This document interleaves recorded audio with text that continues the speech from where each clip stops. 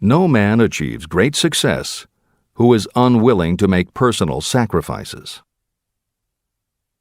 Chapter 10. Persistence. The sustained effort necessary to induce faith. The 8th step toward riches.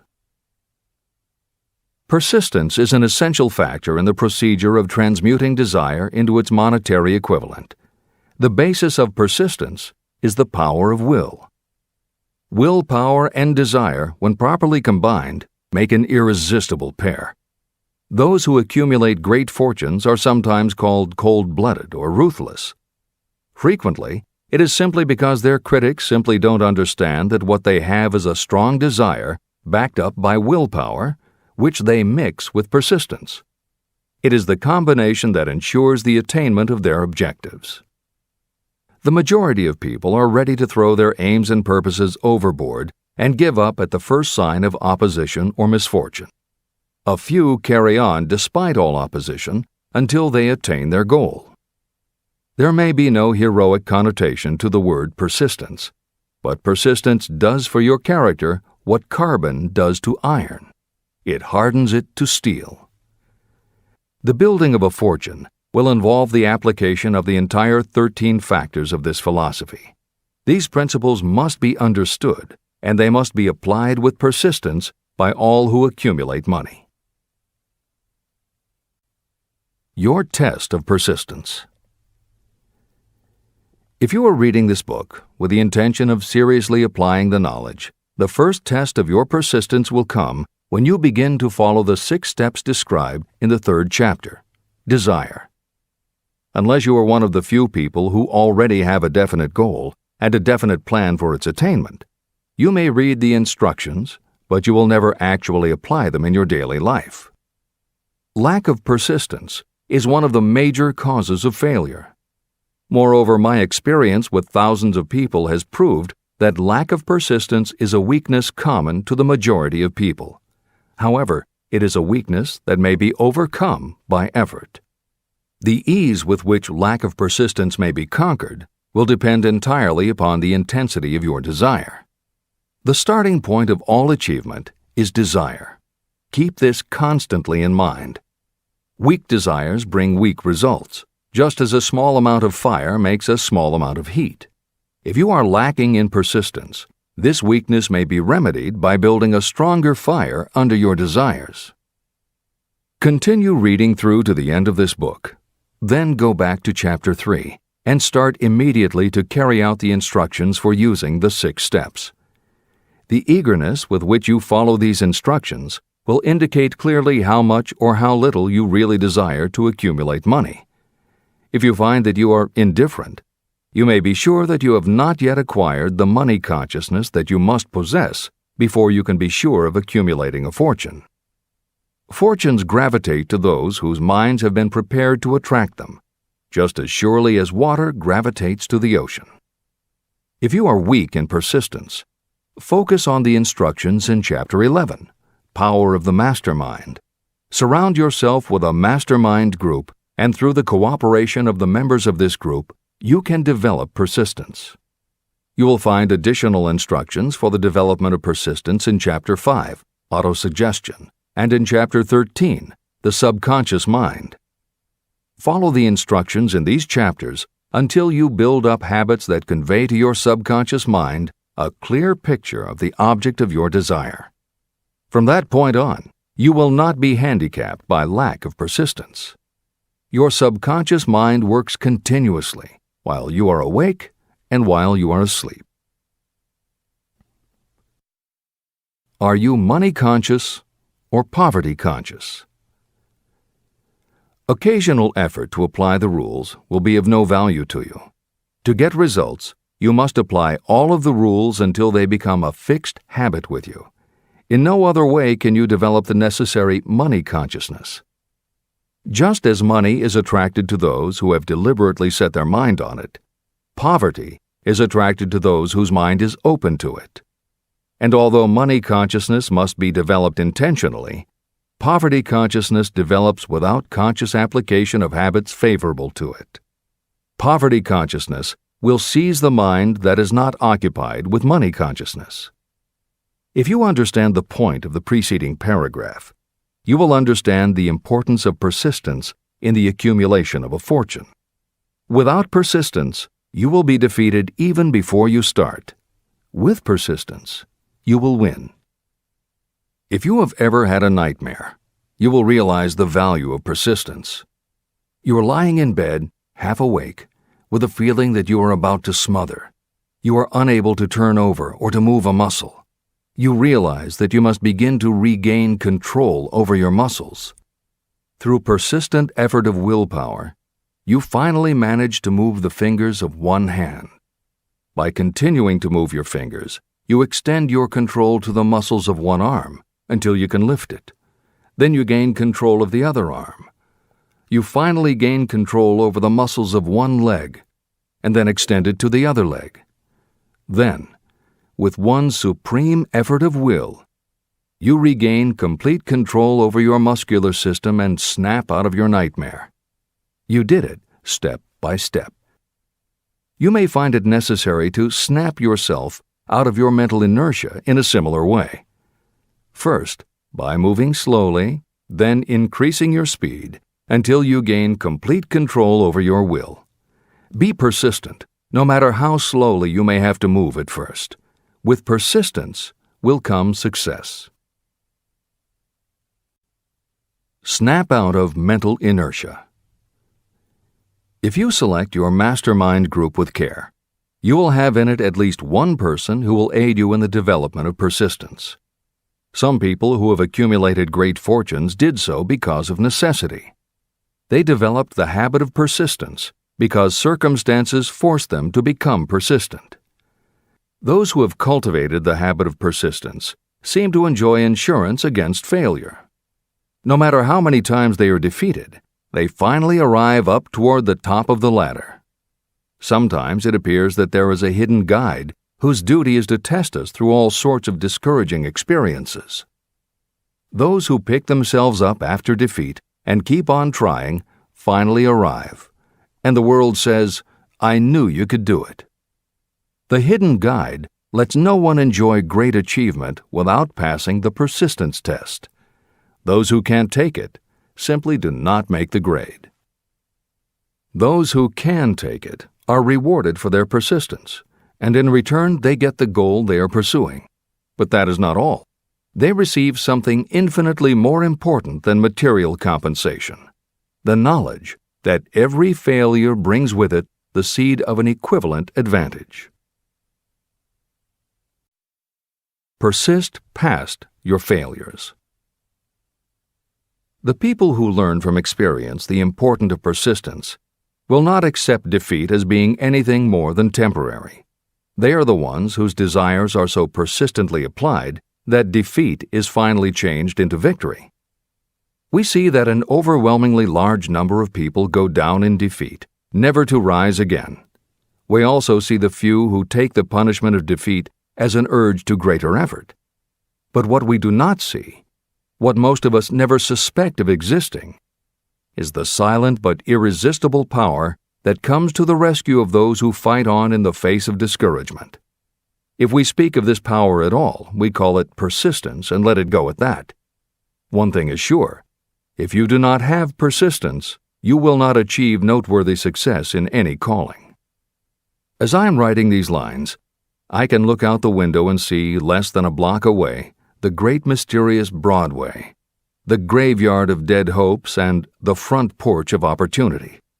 From all over the world, people have come to Broadway seeking fame, fortune, power, love, or whatever it is that human beings call success.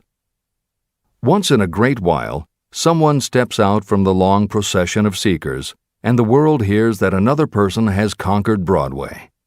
But Broadway is not easily nor quickly conquered. Broadway acknowledges talent, recognizes genius, and pays off in money only after a person has refused to quit. The secret is always inseparably attached to one word: persistence. Editor's comments. Today we think of making it on Broadway in terms of the theater, but here Napoleon Hill uses Broadway as a metaphor for the New York arts, publishing, and entertainment industries in general. In the original edition of Think and Grow Rich, Hill used this introduction to tell of Fannie Hurst, one of the best-selling authors of the day, who pounded the streets of New York for 4 years and received 36 rejection slips from one publisher alone before her persistence paid off and she finally got published. Although Napoleon Hill chose Fannie Hurst to illustrate his point about overcoming poverty and adversity, he knew all about both from personal experience. Hill's own story is one of very humble beginnings and devastating failures that would have defeated most people. It was only through his extraordinary persistence that the original edition of the book you hold in your hands was published. And for that reason, the editors of this edition have included this brief biography of Napoleon Hill. The following is adapted from A Lifetime of Riches, the biography of Napoleon Hill, written by Michael J. Ritt Jr. and Kirk Landers, and also draws upon Napoleon Hill's first bestseller, his 4-volume masterwork, Law of Success. In it, Hill told of the 7 turning points in his own life, and those excerpts told in his words are told in the first person. Born into poverty in the backwoods of Virginia, young Nap, as he was called, was the local gun-toting troublemaker. He would probably have ended up a criminal had his widowed father not met and married Martha Ramey Banner. Nap's new stepmother set out to change the family's mountain ways, and she started by trading Napoleon a typewriter for his 6-shooter pistol. She told him, "If you become as good with a typewriter as you are with that gun, you may become rich and famous and known throughout the world." Her faith and encouragement turned young Nap around, and by the age of 15, he was submitting stories to the local newspapers and doing everything he could to get himself out of his meager circumstance. After completing high school and 1 year at a business college, he wrote an audacious letter to Rufus Ayers, one of the most powerful men in the coal industry. Hill wrote to apply for a job, but he said that he didn't want a salary. In fact, he said he would pay Ayers. Hill proposed that Ayers could charge him whatever he wanted on a monthly basis, but if at the end of 3 months Hill had proved his worth, he then would expect Ayers to pay him a salary of the same monthly amount. Ayers admired Hill's style and hired him, with pay. First turning point. After finishing a course at a business college, I took a job as stenographer and bookkeeper. As a result of having practiced the habit of performing more work and better work than that for which I was paid, I advanced rapidly until I was assuming responsibilities and receiving a salary far out of proportion to my age. Hill also proved to be so trustworthy and honest that Ayers promoted him to replace the manager, making this 19-year-old the youngest manager of a mine and in charge of 350 men. Then fate reached out and gave me a gentle nudge. My employer lost his fortune, and I lost my position. This was my first real defeat, and even though it came about as a result of causes beyond my control, I didn't learn a lesson from it until many years later. Second turning point. My next position was that of sales manager for a large lumber manufacturer in the South. My advancement was rapid, and I did so well that my employer took me into partnership with him. We began to make money, and I began to see myself on top of the world again. Like a stroke of lightning out of a clear sky, the 1907 panic swept down, and overnight it rendered me an enduring service by destroying our business and relieving me of every dollar that I had. Editor's comment. The panic Hill refers to began in the summer of 1907, when a number of banks and stock brokerages declared bankruptcy. Word spread to the general public, and it created a run on the banks as depositors lined up to demand that they be given the money they had on deposit. Banks called in loans to meet the demand for cash, but those borrowers couldn't find buyers for their goods or property, so they couldn't pay back their loans. When the banks couldn't get back the money they had loaned, they repossessed the homes or businesses that the borrowers had put up as collateral. Businesses were closed, farmers were evicted from their land, jobs were lost, so even more banks were forced to close, and it just kept getting worse. America was caught in a downward spiral that was reversed only when the major Wall Street bankers and financial executives, who were themselves in danger of losing their businesses, stepped in to shore up troubled banks. It was in large part because of the bank panic of 1907 that legislation was enacted in 1913 to create the Federal Reserve System. This is the end of the editor's comments. Third turning point. This was my first serious defeat. I mistook it then for failure, but it was not. And before I complete this lesson, I will tell you why it was not. It required the 1907 panic and the defeat that it brought me to redirect my efforts from the lumber business to the study of law. I entered law school with the firm belief that I would emerge doubly prepared to catch up with the end of the rainbow and claim my pot of gold. Napoleon Hill planned to put himself and his brother through law school by writing articles for Bob Taylor's magazine. It was through the magazine that he arranged the fateful meeting with Andrew Carnegie, described at the beginning of this book. As was noted there, when Carnegie proposed the idea of writing The Philosophy of Success, he told Hill that he would have to earn his own way. I attended law school at night and worked as an automobile salesman during the day. Because of the job, I saw the need for trained automobile mechanics. I opened an educational department in the manufacturing plant and began to train ordinary machinists in automobile assembly and repair work. The school prospered, paying me over $1,000 a month in net profits. My banker knew that I was prospering, therefore he loaned me money with which to expand. A peculiar trait of bankers is that they will loan us money without any hesitation when we are prosperous. My banker loaned me money until I was hopelessly in his debt. Then he took over my business as calmly as if it had belonged to him, which it did. From an income of more than $1,000 a month, I was suddenly reduced to poverty. For the third time, Hill had experienced defeat, but he was not beaten. He got another job, and all the while continued to work on the Carnegie Project.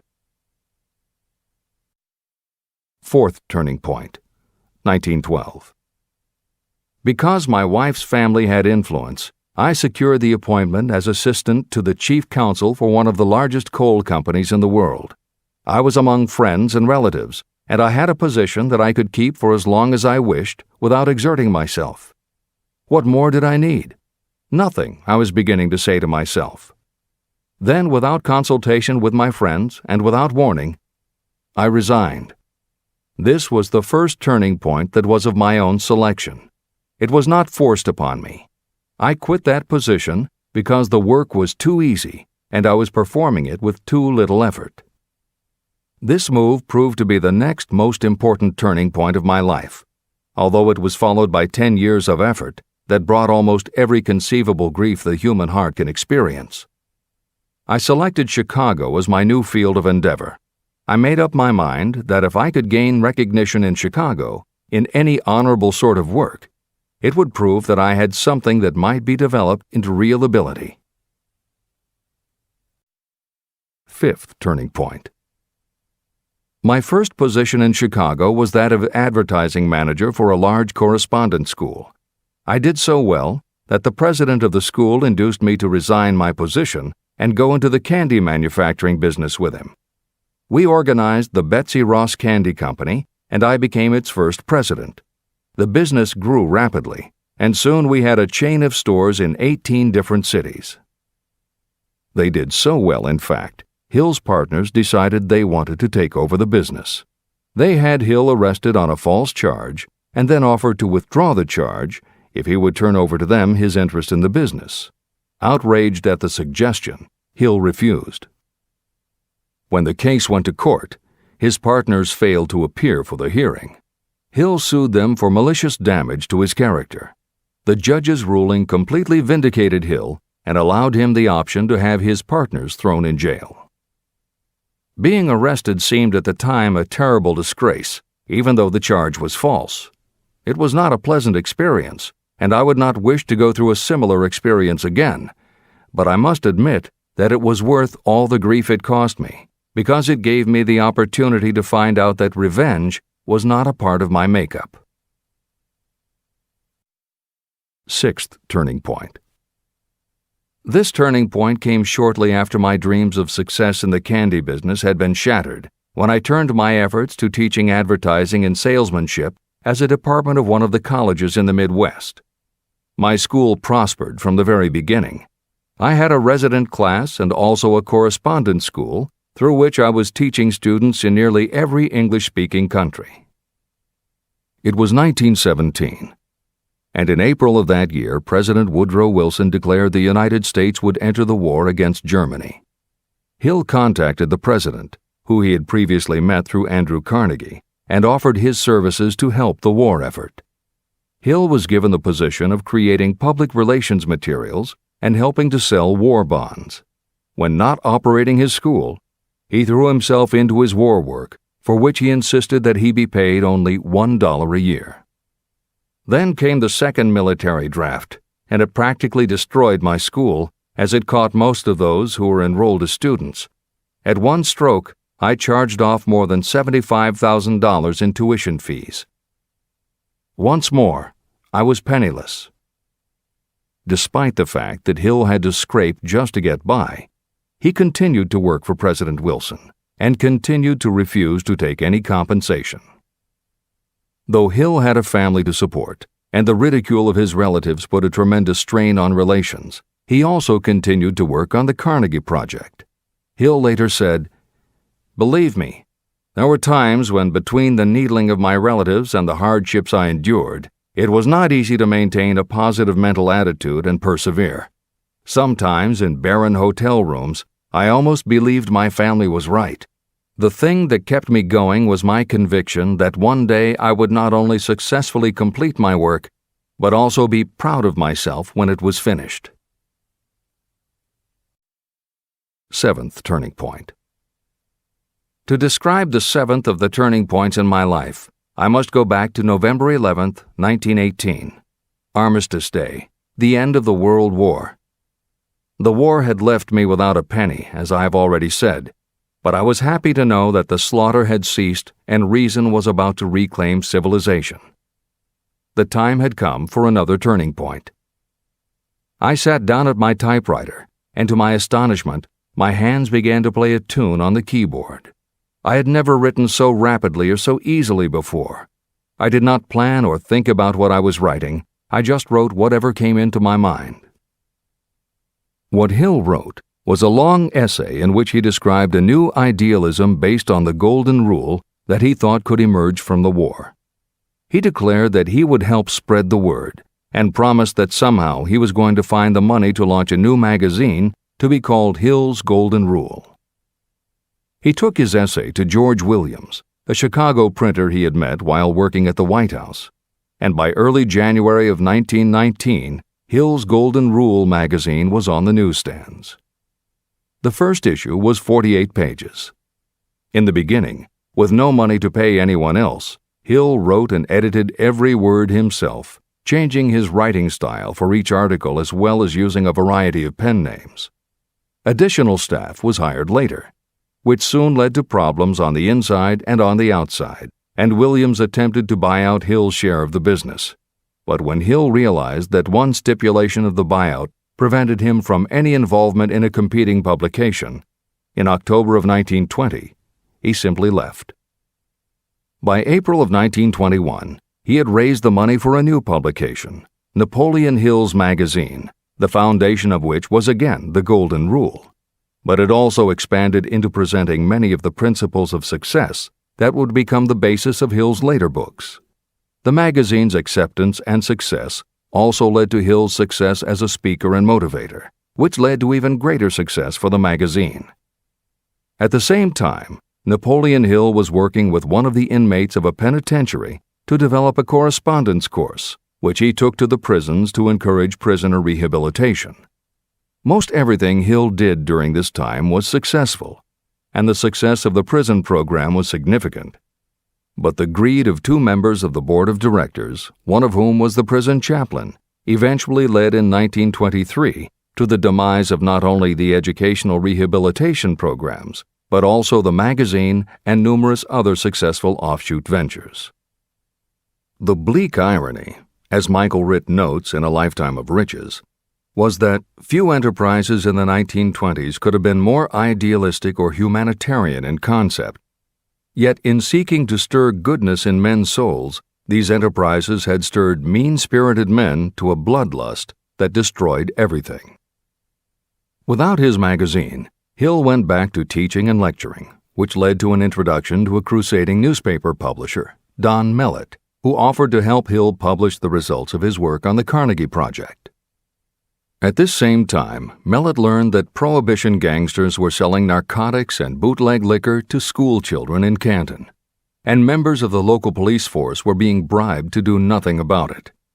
Mellett was outraged and wrote an expose in his Canton Daily News while Hill contacted the governor to implement a state investigation of the corrupt police department.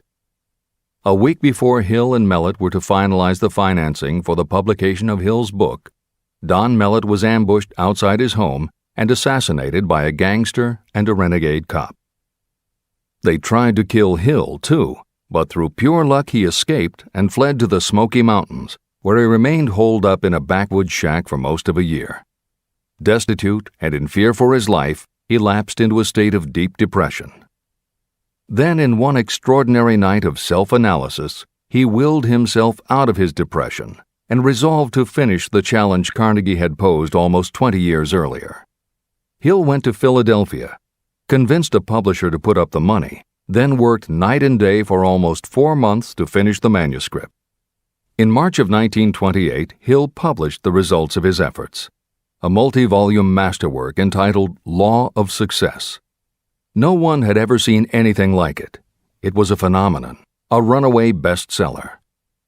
A little over a year later, while Hill was finally enjoying the fruits of his long labors, the stock market crash of '29 hit.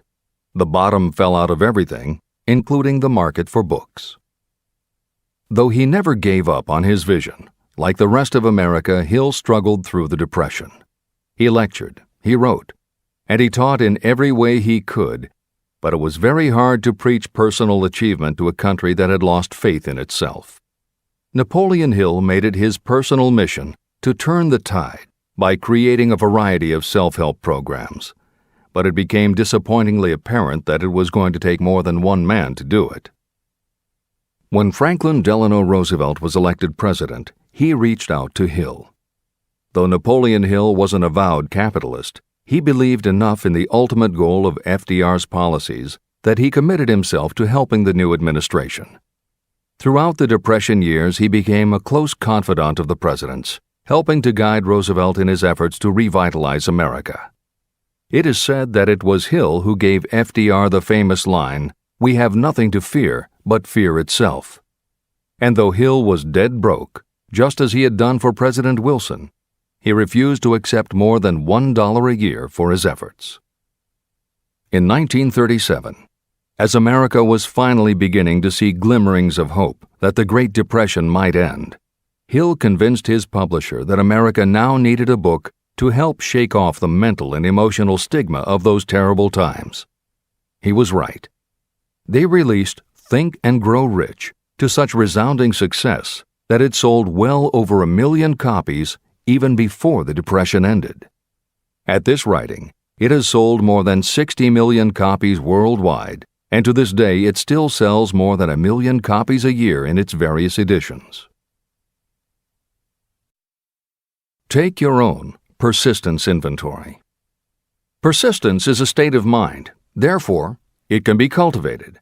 Like all states of mind, persistence is based upon definite causes, among them these. Definiteness of purpose. Knowing what you want is the first and most important step toward the development of persistence. A strong motive will force you to surmount difficulties. Desire. It is comparatively easy to acquire and maintain persistence in pursuing the object of intense desire. Self-reliance. Belief in your ability to carry out a plan encourages you to follow the plan through with persistence. Self-reliance can be developed through the principle described in Chapter 5, Autosuggestion. Definiteness of plans. Organized plans, even ones that may be weak or impractical, encourage persistence. Accurate knowledge. Knowing that your plans are sound, based upon experience or observation, encourages persistence. Guessing, instead of knowing, destroys persistence. Cooperation. Sympathy, understanding, and cooperation with others tend to develop persistence. Willpower. The habit of concentrating your thoughts on making plans to attain your definite purpose leads to persistence. Habit. Persistence is the direct result of habit. The mind absorbs and becomes a part of the daily experiences upon which it feeds. Fear, the worst of all enemies, can be overcome by forcing yourself to perform and repeat acts of courage. Everyone who has seen active service in war knows this. Take inventory of yourself and determine what you are lacking in this essential quality of persistence. Measure yourself point by point and see how many of the previous 8 factors of persistence you lack. The analysis may lead to discoveries that will give you a new understanding of yourself and what you need to get ahead. The following is a list of the real enemies that stand between you and achievement. These are not only the symptoms indicating weakness of persistence, but also the deeply seated subconscious causes of this weakness. Study the list carefully and face yourself squarely if you really wish to know who you are and what you are capable of doing. These are the weaknesses that must be mastered by anyone who really wants to accumulate riches. 1. Failure to recognize and to define clearly exactly what you want. 2. Procrastination, with or without cause, usually backed up with a long list of alibis and excuses. 3. Lack of interest in acquiring specialized knowledge. 4. Indecision, and the habit of passing the buck instead of facing issues squarely, also backed by alibis and excuses. 5. The habit of relying upon excuses instead of making definite plans to solve your problems. 6. Self-satisfaction. There is little remedy for this and no hope for those who suffer from it. 7. Indifference, usually reflected in your readiness to compromise rather than meet opposition and fight it. 8. The habit of blaming others for your mistakes and accepting circumstances as being unavoidable. 9. Weakness of desire because you neglected to choose motives that will push you to take action. 10. Willingness to quit at the first sign of defeat, based upon one or more of the 6 basic fears. 11. Lack of organized plans that you have written out so they can be analyzed. 12. The habit of neglecting to act on ideas or to grasp opportunity when it presents itself. 13. Wishing instead of willing. 14. The habit of compromising with poverty instead of aiming at riches. A general lack of ambition to be, to do, or to own. 15. Searching for all the shortcuts to riches, trying to get without giving a fair equivalent, usually reflected in the habit of gambling or trying to drive unfair bargains. 16. Fear of criticism, resulting in failure to create plans and put them into action because of what other people might think, do, or say. This is one of your most dangerous enemies because it often exists in your subconscious mind and you may not even know it is there. See the 6 basic fears in the last chapter. If you fear criticism. Following is an examination of the symptoms of the fear of criticism. The majority of people permit relatives, friends, and the public at large to influence them so that they cannot live their own lives because they fear criticism. Many people make mistakes in marriage but stay married, then go through life miserable and unhappy because they fear criticism. Anyone who has submitted to this form of fear knows the irreparable damage it does by destroying one's ambition and the desire to achieve. Millions of people neglect to go back and get an education after having left school because they fear criticism. Countless numbers of men and women permit relatives to wreck their lives in the name of family duty because they fear criticism. Duty does not require you to submit to the destruction of your personal ambitions and the right to live your own life in your own way. People refuse to take chances in business because they fear the criticism that may follow if they fail.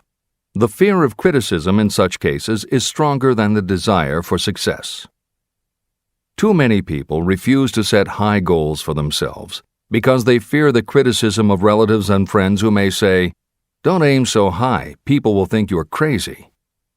When Andrew Carnegie suggested that I devote 20 years to the organization of a philosophy of individual achievement, my first impulse was fear of what people might say. His suggestion was far greater than anything I had ever conceived for myself. My first instinct was to create excuses, all of them traceable to the fear of criticism. Something inside of me said, "You can't do it. The job is too big and requires too much time. What will your relatives think of you? How will you earn a living?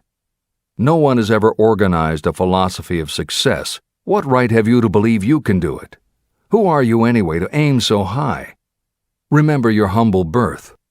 What do you know about philosophy? People will think you are crazy," and they did. "Why hasn't some other person done this before now?" These and many other questions flashed into my mind. It seemed as if the whole world had suddenly turned its attention to me with a purpose of ridiculing me into giving up all desire to carry out Mr. Carnegie's suggestion. Later in life, after having analyzed thousands of people, I discovered that most ideas are stillborn. To grow, ideas need the breath of life injected into them through definite plans of immediate action. The time to nurse an idea is at the time of its birth.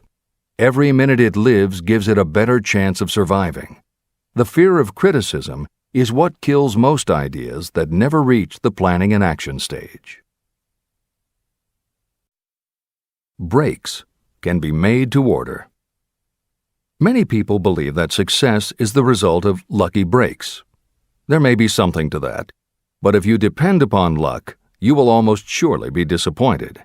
The only break anyone can afford to rely on is a self-made break. These come through the application of persistence.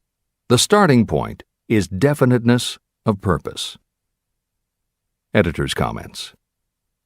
In 1999, Mark Myers, editor of one of the country's most influential self-help newsletters, Bottom Line Personal, wrote a book entitled How to Make Luck: 7 Secrets Lucky People Use to Succeed. In it, he tells of a study that was done by the psychology department at the University of Hertfordshire near London. They assembled a group of people, half of whom either thought themselves lucky or were considered to be lucky by others.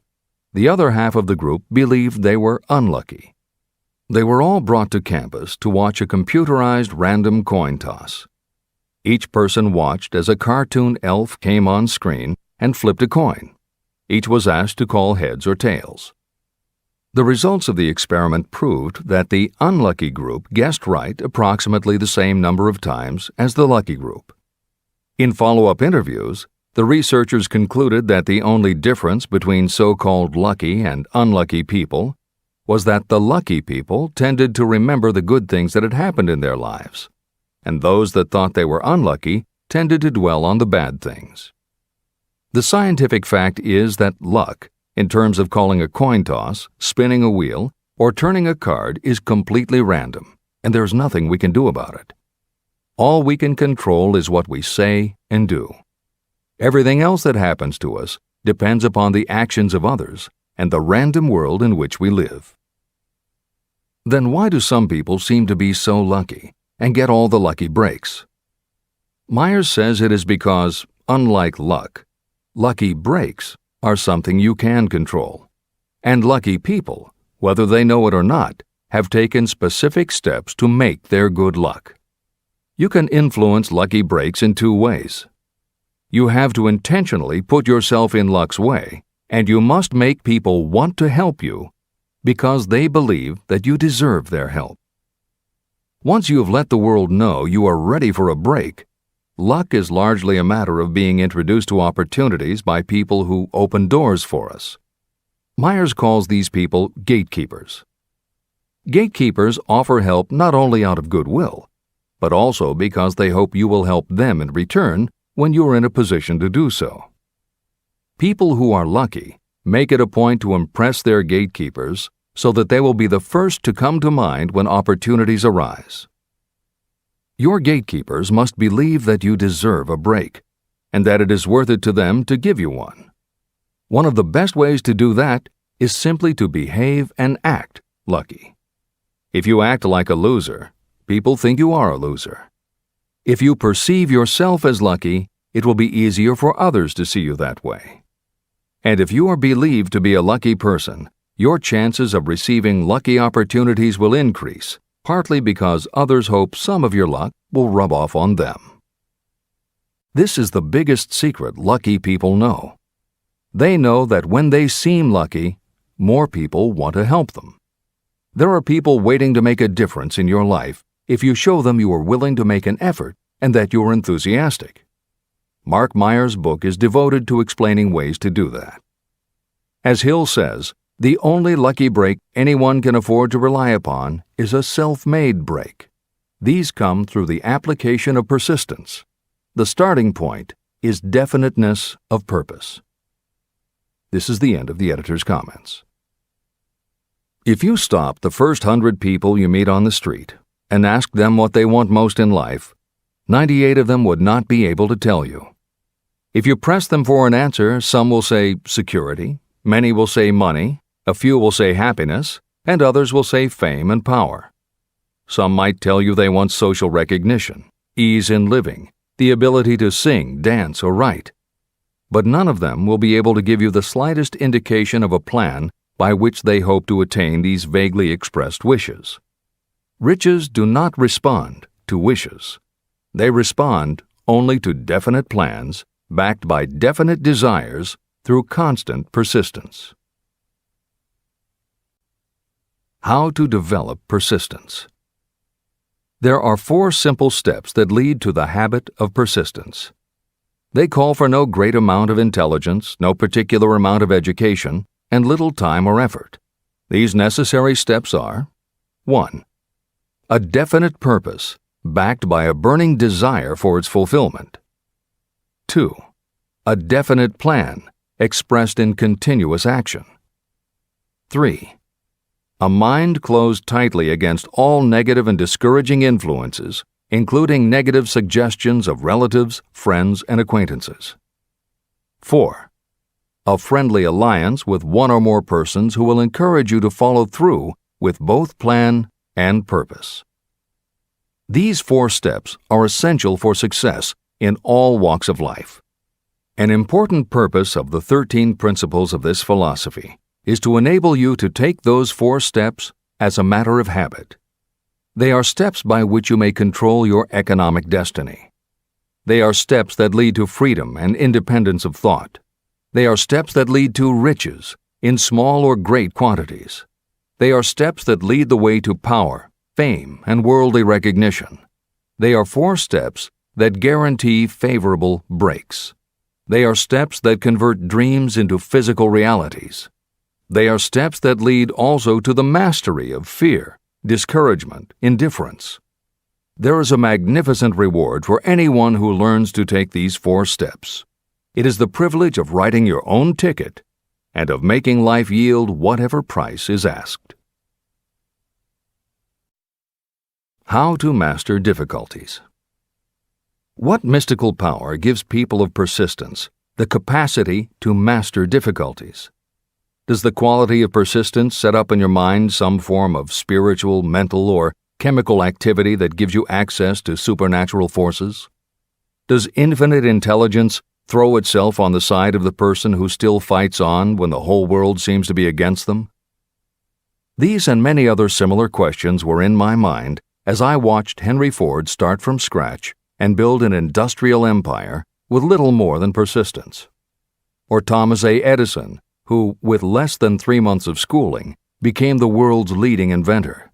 He turned his persistence into sound recording and playback machines, motion picture cameras and projectors, and the incandescent light, to say nothing of 100 other useful inventions.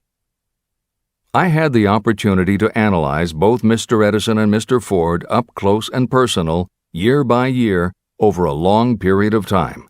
So I speak from actual knowledge when I say that I found no quality except persistence in either of them that even remotely suggested the major source of their stupendous achievements.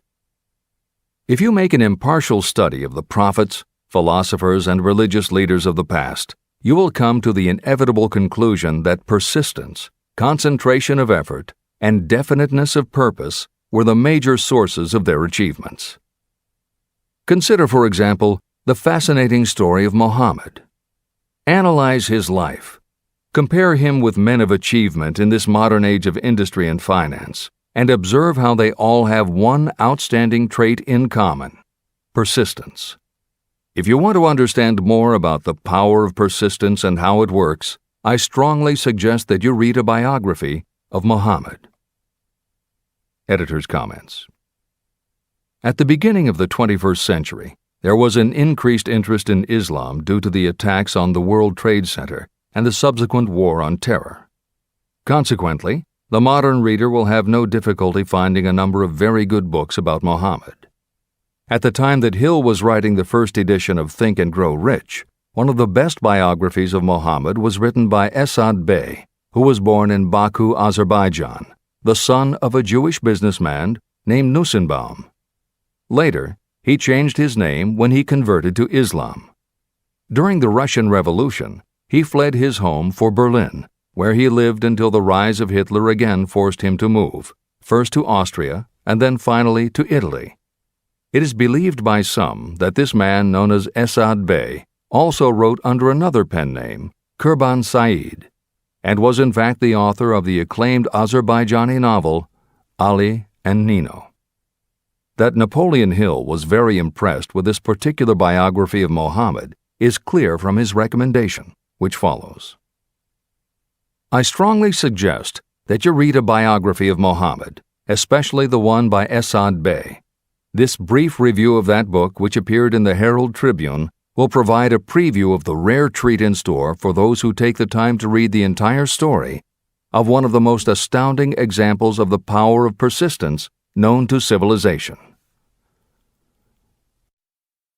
The Last Great Prophet. Reviewed by Thomas Sugru.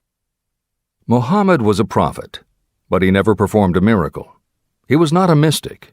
He had no formal schooling. He did not begin his mission until he was 40. When he announced that he was the messenger of God, bringing word of the true religion, he was ridiculed and labeled a lunatic. Children tripped him, and women threw filth upon him.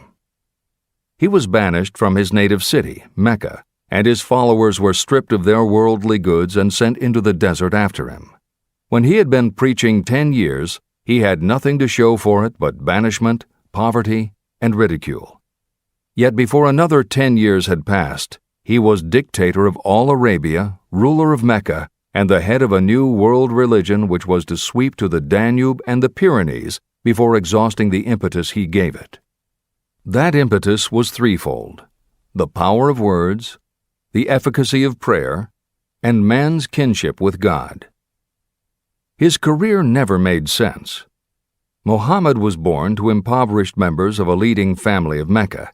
Because Mecca, the crossroads of the world, home of the magic stone called the Kaaba, great city of trade and the center of trade routes, was unsanitary, its children were sent to be raised in the desert by Bedouins. Muhammad was thus nurtured, drawing strength and health from the milk of nomad, vicarious mothers. He tended sheep and soon hired out to a rich widow as leader of her caravans. He traveled to all parts of the Eastern world, talked with many men of diverse beliefs, and observed the decline of Christianity into warring sects.